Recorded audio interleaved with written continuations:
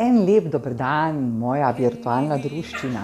Danes bi povedala nekaj o notranjem jazu, ki te vodi, ker če ga poslušaš in poslušaš te svoje občutke, to je ta tvoj notranji jaz, boš kaj hitro ugotovil ali ugotovila, da so občutki tisti, s katerimi ti kreiraš svoj vsakdan. Torej, tvoj notranji jaz je tvoj vodič.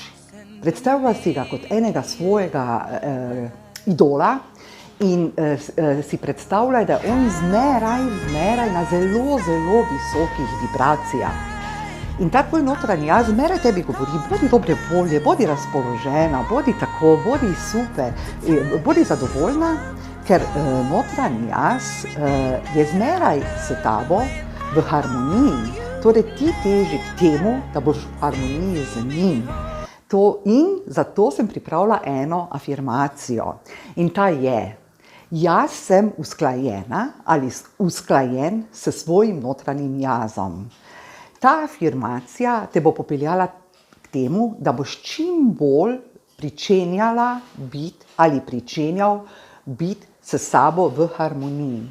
Da takrat, ko boš v stresu, da takrat, ko boš nezadovoljen, nezadovoljna, povprašaj ta svoj notranji jaz, kak pa bi ti bil, kak bi se ti zdaj, si dobre volje?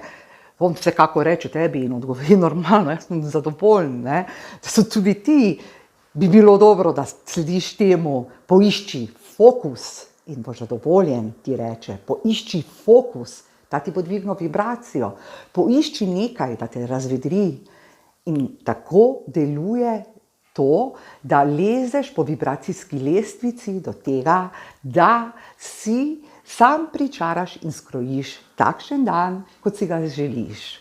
Zato ti rečem, tudi če si v depresiji, iz depresije me poslušaj, lažje ti bo šlo, če boš z menoj večkrat na tem kanalu.